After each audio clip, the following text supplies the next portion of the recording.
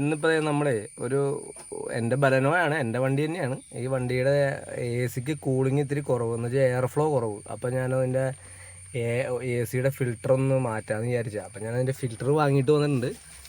മാരുതിയുടെ തന്നെ സായി സർവീസ് പത്തടിപ്പാലത്തങ്ങളത്തെ അവിടെ നിന്നാണ് വാങ്ങിയത്.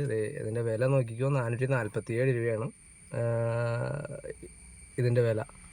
അപ്പോൾ ഇത് എ സിയുടെ ഫ്ലോ ഒക്കെ കുറയും. പിന്നെ കുറേ നാൾ കഴിയുമ്പോൾ പൊടി കയറി ഫിൽറ്റർ ബ്ലോക്കായി കഴിഞ്ഞ് കഴിയുമ്പോൾ നമ്മൾ അത് മാറ്റേണ്ടതാണ്. അത് വേറെ സ്ഥലത്തൊക്കെ പോയി മാറാൻ നിൽക്കുമ്പോൾ, എ സിയുടെ അവിടെയൊക്കെ ചെന്ന് മാറാൻ നിൽക്കുമ്പോൾ അതിൻ്റെ കൂലി അത്യാവശ്യം നല്ല കാശ് മേടിക്കും.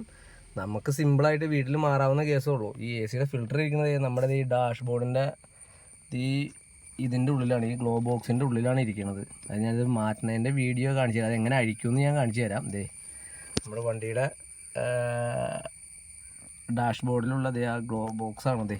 ഇതിനകത്താണ് നമ്മൾ എന്തെങ്കിലും സാധനങ്ങളൊക്കെ സ്റ്റോർ ചെയ്യണം. ഇതിൻ്റെ ഉള്ളിലാണ് ആ സാധനം ഇരിക്കുന്നത്. അപ്പോൾ ഇത് ഊരേണ്ടത് ഞാൻ കാണിച്ചു തരാം. ഇതിനത് വെളിച്ചം കുറവാണ്, എന്നാലും നമ്മൾ ഉള്ള വെളിച്ചത്തിൽ കാണിക്കാം.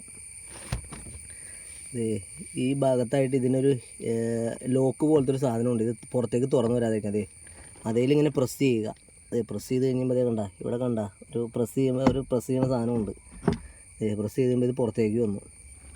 അതുപോലെ ഇപ്പുറ സൈഡിലുണ്ട്, രണ്ട് സൈഡിലും ഈ സാധനമുണ്ട്.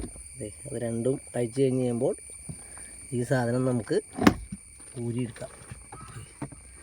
ഇതാണ് നമ്മുടെ ഡാഷ് ബോർഡ്. അത് ഊരിയെടുക്കുമ്പോൾ ഇതിൻ്റെ ഉള്ളിലൊരു കണ്ട, ഇതാണ് ഫിൽറ്റർ ഇരിക്കുന്ന ഭാഗം. ഒരു ആരോ മാർക്ക് ഇരിക്കുന്ന സാധനം കണ്ട, അതിൻ്റെ ഈ ഭാഗത്താണ് ഇതിൻ്റെ ക്ലിപ്പ്. ഈ ക്ലിപ്പ് ഇത് പ്രസ് ചെയ്യുക, പൊക്കുക. അതുപോലെ തന്നെ അതിൻ്റെ ഓപ്പോസിറ്റ് സൈഡിലും ഒരിതുണ്ട്. കാണാൻ പറ്റുമെന്ന് വിചാരിക്കണം. കണ്ട, ഇതാണ് അഴിച്ച സാധനം. ഇതാണ് അഴിച്ച സാധനം. പിന്നെ രണ്ട് സൈഡിലും ക്ലിപ്പ് കണ്ട. ഇത് ഇങ്ങോട്ട് പ്രസ് ചെയ്യുക, എന്നിട്ട് ഇപ്പുറ സൈഡിലും പ്രസ് ചെയ്തതിന് ശേഷം ഊരാ.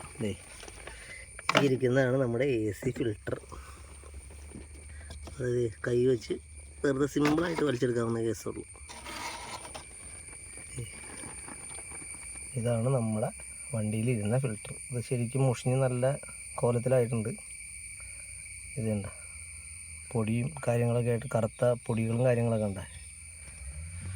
അപ്പോൾ അത് മാറ്റണതാണ് ഇനി. ഇതാണ് നമ്മുടെ പഴയത്. ഇത് നമ്മൾ മാറ്റാൻ വാങ്ങിക്കുന്ന പുതിയത്. അപ്പോൾ അത് ഞാൻ പൊട്ടിച്ചിട്ട് അത് ഇട്ട് കഴിഞ്ഞതിന് ശേഷം കാണിക്കാം.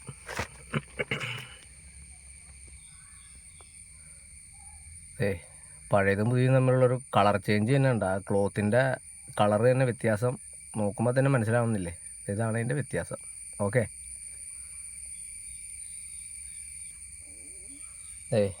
ഈ എ സിയുടെ ഫിൽറ്ററിന് എഴുതിയിട്ടുണ്ട്, പിന്നെ അപ്പെന്ന് എഴുതിയിട്ടുണ്ട്. ആ ഭാഗം മൂളുവശമായിട്ട് വയ്ക്കണം. ആരോ മാർക്ക് കൊടുത്തിട്ടുണ്ട്, എയർ ഫ്ലോ താഴത്തേക്ക്. അത് നമ്മൾ നോക്കണമെന്നില്ല. ആ പൊസിഷൻ, അപ്പെന്നുള്ള പൊസിഷൻ കറക്റ്റ് നോക്കിയിട്ട് നമ്മൾ ഇതിനകത്തേക്ക് ഫിറ്റ് ചെയ്താൽ മതി. ഫിറ്റ് ചെയ്യാനൊന്നും ഊരിയ പോലെ തന്നെ വളരെ സിമ്പിളാണ്. ഇതാണ് ആ ഊരിപ്പോകുന്ന സ്ഥലമാണ് ഈ കാണുന്നത്. കണ്ട, ആ പോക്കറ്റിലേക്കാണ് നമുക്കിത് ഇടേണ്ടത്. ഇപ്പം ഞാനത് ഇട്ട് കാണിച്ചു തരാൻ. ഇപ്പം അതാ നമ്മളവിടെ വച്ചു. ആ വച്ചതിൻ്റെ പൊസിഷനാണ് ഇപ്പോൾ കാണുന്നത്. കണ്ടാ,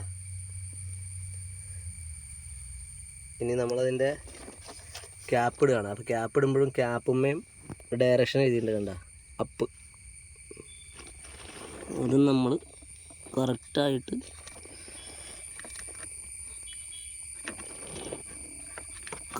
വയ്ക്കുക. നമ്മളിപ്പോൾ അത് സെറ്റ് ചെയ്ത് കഴിഞ്ഞു.